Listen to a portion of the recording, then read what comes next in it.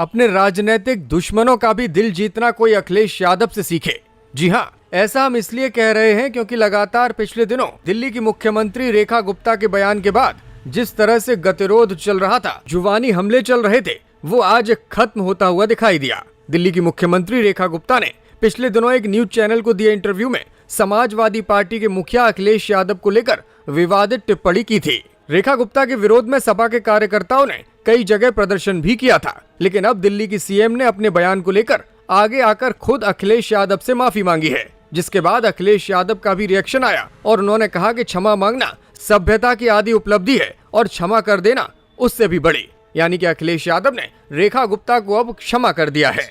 इस पूरे विवाद की शुरुआत कहां से हुई, चलिए ये भी आपको बताते हैं। दरअसल न्यूज 24 के एक कार्यक्रम में रैपिड फायर राउंड में एंकर ने दिल्ली की सीएम रेखा गुप्ता से कई नेताओं के बारे में टिप्पणियां ली थी। इसमें उन्होंने अमित शाह से लेकर प्रधानमंत्री नरेंद्र मोदी और केजरीवाल तक का जिक्र किया था। अंत में जब अखिलेश यादव का नाम आया तो दिल्ली की सीएम रेखा गुप्ता ने अमर्यादित तौर पर बोलते हुए उन्हें टोंटी चोर संबोधित कर दिया। ये इंटरव्यू जब अखिलेश यादव तक पहुंचा तो उन्होंने अपनी प्रेस वार्ता में इसको लेकर सवाल खड़े किए और बाकायदा इस इंटरव्यू की एक क्लिप भी अपनी पीसी के दौरान प्ले करवाई। अखिलेश यादव की नाराजगी के बाद ये पूरा मुद्दा उत्तर प्रदेश की सियासत में गरमाया हुआ दिखाई दिया और समाजवादी पार्टी के कार्यकर्ताओं ने दिल्ली की सीएम से माफी की मांग की। सपा के एक नेता ने तो सुप्रीम कोर्ट में मानहानि का पत्र भी भेजा और अखिलेश यादव ने खुद उस न्यूज चैनल के बहिष्कार का ऐलान कर दिया जिस पर यह इंटरव्यू प्रसारित किया गया था।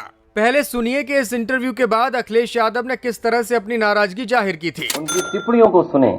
मैं तो कहूंगा कि अगर पूरा वीडियो किसी के पास हो तो थोड़ा समय लगेगा, तब तक वो हम लोग अपलोड कर लें या उसको यूट्यूब से निकाल लें। मैं कहूंगा कि वो जो जहां से अरविंद केजरीवाल जी का शुरू करती हैं वो, क्योंकि ये सुनना जरूरी है। ये कॉन्फिडेंस या इस तरह की भाषा देने के लिए जो कॉन्फिडेंस मिल रहा है वो आखिर कहां से आ रहा है। और मैं आपको बता दूं, हालांकि मेरा आपका कोई संबंध नहीं है, क्योंकि बीजेपी वाले सोचते होंगे कि आपसे मैंने सवाल पूछवाया होगा। एक आईएएस अधिकारी अवनीश अवस्थी, उनके इशारे पर, मुख्यमंत्री के इशारे पर, ये जो टर्म आज मुख्यमंत्री यूज कर रही है, जो आप सवाल मेरे से पूछे हो, इस सब ने मिलकर के साजिश रची थी। और ये पीडीए परिवार के लिए कोई नई चीज नहीं है। इनको अपमानित होना ही पड़ता है। कोई ऐसा पीडीए परिवार का यहां बैठा ये नहीं कह सकता है कि समाज में कभी न कभी वो अपमानित न हुआ हो। उन्हें अपमानित होना ही पड़ता है। अब इस विवादित बयान के बाद दिल्ली की मुख्यमंत्री रेखा गुप्ता ने कहा है कि आप हर वक्त सही नहीं हो सकते, आपसे भी गलतियां हो सकती हैं। मेरे बयान से शायद किसी बड़े नेता को तकलीफ हुई है, जिसके लिए मैं माफी मांगती हूं। रेखा गुप्ता की इस माफी के बाद अखिलेश यादव ने भी बड़ा दिल दिखाते हुए पोस्ट किया और माफ करने की बात कही। उन्होंने अपने सोशल मीडिया हैंडल एक्स पर एक पोस्ट शेयर करते हुए लिखा कि क्षमा मांगना सभ्यता की एक बड़ी उपलब्धि है और क्षमा कर देना उससे भी बड़ी।